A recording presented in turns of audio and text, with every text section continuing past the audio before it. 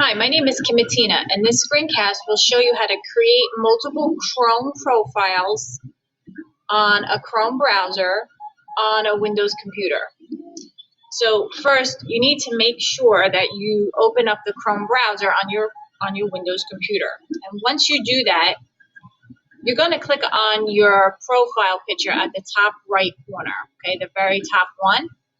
And you're going to go down to the Add option in the menu. And when this screen opens up, you're going to click Add Person. And at this point here, you're going to just type your name. And it doesn't matter what icon you select because it's going to sync with your profile picture anyway. So you can just select any one.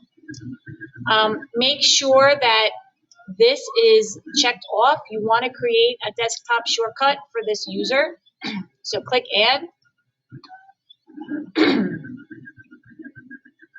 And now you can see that it opened up a brand new window with this user profile picture associated with it. Okay, so what we need to do at this point is sync and sign in to your school Google account. So we're going to click on that profile picture and we're going to click on Turn on Sync. And it's going to come up and it's going to prompt you to sign into Chrome. You need to sign in with your school Google account at this point.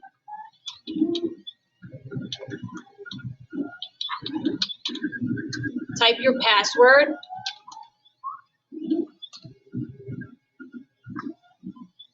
And you can see now that my profile picture appears. So this is my test student. My profile picture will appear in the browser and it will appear in my account as well. So that means that I'm logged into both the browser and my Google account.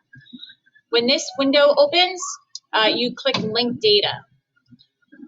And then you select Yes, I'm in to turn on the sync. And what that's going to do is it's going to take all of your bookmarks and Chrome extensions and sync it to your Windows computer, to your device, and it will be saved there. So every time you log in to your computer, you open up your Chrome browser and your profile will automatically be here.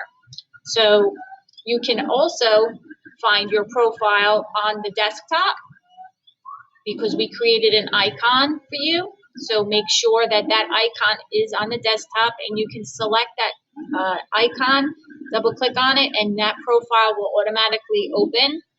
Or if you want to, you can go back into your browser session and change your user by selecting your profile picture up at the top and then picking the right account in the drop down. So please make sure that you're logging into the Chrome browser and that you're using that correct account when you're connecting with your teachers. I hope you found this screencast helpful.